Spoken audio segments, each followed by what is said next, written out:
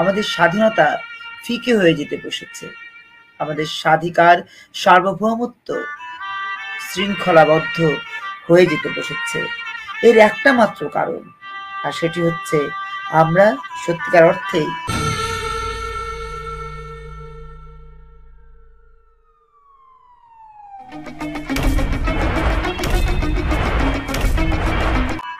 আপনাদের সবাইকে কৃতজ্ঞতা, ভালোবাসা, শ্রদ্ধা জানাচ্ছি। ছাত্র যুব জনতার রাজনৈতিক মেলবন্ধন নতুন ধারা বাংলাদেশ এনডিবির পক্ষ থেকে কৃতজ্ঞতা জানাচ্ছি তাদেরকে যারা সত্যিকার অর্থেই দেশ, মানুষ, মাটির ভালোবাসায় অবিরাম নিবেদিত আছেন। নিরন্তর রাজপথে কথা বলছেন, কথা বলার জন্য এমন কাউকে খুঁজছেন, এমন কোনো রাজনৈতিক প্ল্যাটফর্মকে প্রতিনিয়ত খুঁজে বেড়াচ্ছেন যারা আপনার চিন্তা চেতনা, আপনার লক্ষ্য উদ্দেশ্য, আপনার রুটি রুজি, জীবন জীবিকা সবকিছু নিয়ে তারা ভাববে। সত্যিকার অর্থেই স্বাধীনতার এই 52 বছরে রাজপথে আপনারা তাদেরকে খুঁজে ফিরছেন যারা আপনাদের মনের কথা বিবেচনা করে রাজপথে থাকবে, কাজপথে থাকবে। তাদের সবাইকে অবিরাম মুগ্ধতা সহ শ্রদ্ধা জানাচ্ছি। প্রিয় বন্ধুরা আমার, আপনারা জানেন স্বাধীনতার 52 বছর পরে এসে আমাদের স্বাধীনতা ফিকে হয়ে যেতে বসেছে। আমাদের স্বাধিকার সার্বভৌমত্ব শৃঙ্খলাবদ্ধ হয়ে যেতে বসেছে। এর একটা মাত্র কারণ, আর সেটি হচ্ছে আমরা সত্যিকার অর্থেই গণতান্ত্রিক, সত্যিকার অর্থেই স্বাধীন সার্বভৌমত্ব, আমরা সত্যিকার অর্থেই অর্থনৈতিক মুক্তি পাইনি। এই যে শৃঙ্খলাবদ্ধ স্বাধীনতা, স্বাধিকার, সার্বভৌমত্ব, অর্থনীতি, এর পেছনে রয়েছে একটা চরম রকমের দুঃস্বপ্ন। সেই দুঃস্বপ্ন কারা দেখিয়েছেন? যারা দেশকে, দেশের মানুষকে বিভিন্ন সময় বোকা বানিয়েছেন। সেই তালিকায় সর্বশেষ এসে যুক্ত হয়েছেন একজন সাবেক ভিপি, ডাকসুর সাবেক ভিপি। অপরাধ করেছেন, দুর্নীতি করেছেন এবং এতটাই অপরাধ দুর্নীতি করেছেন যে সাজা সর্বোচ্চ আদালত বহাল রেখেছে। তারা আসলে গণতান্ত্রিক বা স্বাধীন সার্বভৌম মানচিত্রকে বুকে লালন করেন না। তারা বুকে লালন করেন আমাদের দেশের স্বাধীনতা সার্বভৌমত্ব বিরোধীদের চেতনা। তারা বুকে লালন করেন দেশ বিরোধী ব্যক্তিদের এবং তাদের সমর্থকদের চিন্তা চেতনা।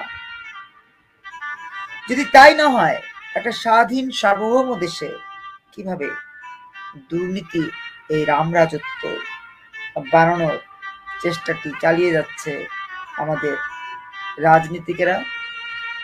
আমাদের রাজনীতিকেরা রাজনীতির নামে প্রতিনিয়ত নিজেদের আখের গোছাচ্ছে। খুবই দুঃখজনক হলেও সত্য, এটাই বাস্তবতা। এবং এই বাস্তবতার মধ্য দিয়ে এগিয়ে চলছে ছাত্র যুব জনতার 52 বছরের স্বাধীন সার্বভৌম মানচিত্র, স্বাধীন সার্বভৌম বাংলাদেশ। কিন্তু এটি কি হওয়ার কথা ছিল? আপনাদের সবার কাছে প্রশ্ন, আমরা প্রশ্ন রাখতে চাই আপনাদের কাছে। সত্যিকার অর্থেই একটু দয়া করে বলবেন, এই স্বাধীন সার্বভৌমত্বের প্রত্যাশায় কি আমাদের মুক্তিযুদ্ধ সংগঠিত হয়েছিল? কি চিন্তা থেকে মুক্তিযুদ্ধ, কি চিন্তা থেকে আমাদের এই মুক্তিযুদ্ধের চেতনা বাস্তবায়ন, আমাদের মুক্তিযুদ্ধের চেতনায় উদ্ভাসিত 30 লক্ষ প্রাণের বিসর্জন, এক সাগর রক্তের বিনিময়? কেন? কারণ একটাই, দেশের প্রতি ভালোবাসা, দেশের প্রতি দায়বদ্ধতা। প্রিয় বন্ধুরা আমার, সে দায়বদ্ধ বাংলাদেশে এসে স্বাধীনতার 52 বছর পরে দুটি ভাগে বিভক্ত হয়েছে বাংলাদেশ।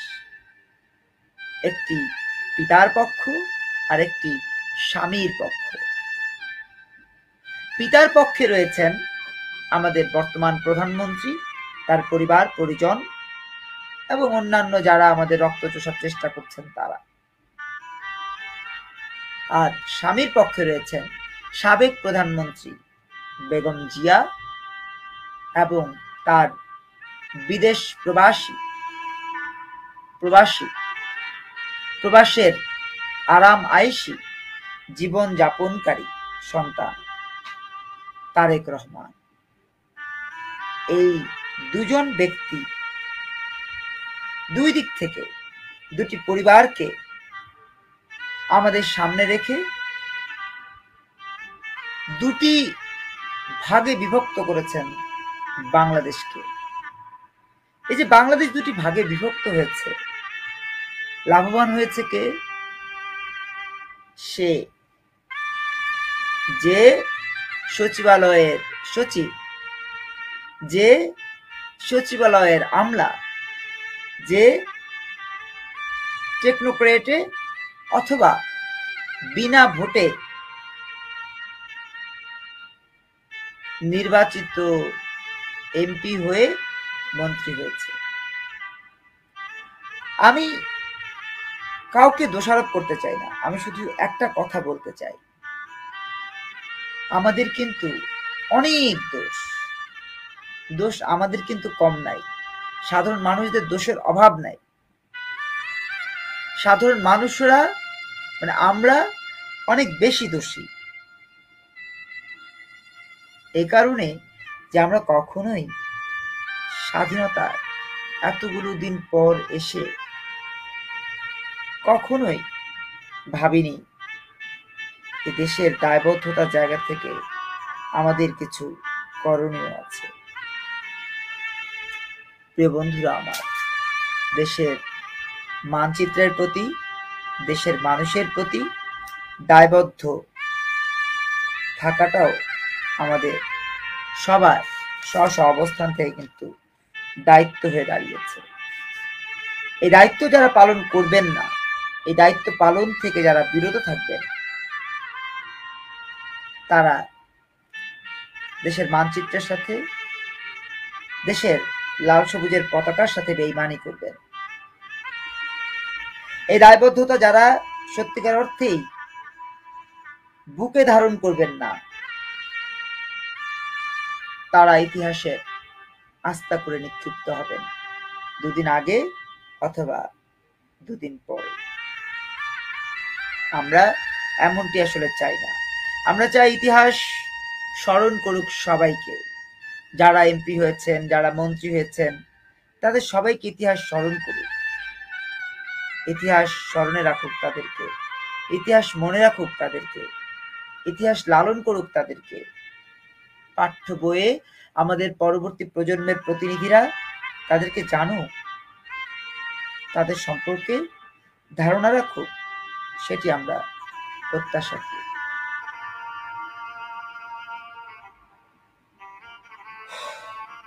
প্রিয় বন্ধুরা আমার, বিভিন্ন সময় বিভিন্ন ধরনের রাজনৈতিক প্ল্যাটফর্ম আমাদের এই স্বাধীন সার্বভৌম মানচিত্রে এসেছে এবং হারিয়ে গেছে। যারা এসেছে,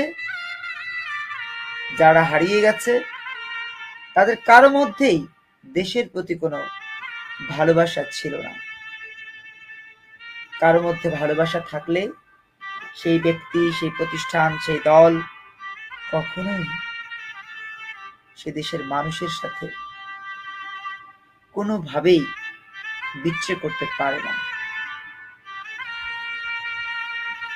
আমরা এমন একটা মানচিত্র চাই, এমন একটা মানচিত্রে বাঁচতে চাই, থাকতে চাই, যে মানচিত্রে সত্যিকার অর্থেই পাটায় আর পুতায় ঘষাঘষি হবে না। সাধারণ মানুষের মরিচের মতো দশাও হবে না। আমরা চাই স্বাধীনতা, সার্বভৌমত্ব বজায় রেখে পৃথিবীর বুকে মাথা উঁচু করে দাঁড়াতে। আমরা চাই আমাদের এই চিন্তা, আমাদের এই স্বপ্নগুলো বাস্তবায়নের জন্য নিজেদের মধ্যে ঐক্যবদ্ধতা তৈরি হোক। নিজেদের মধ্যে ঐক্যবদ্ধতার আজ খুব বেশি প্রয়োজন।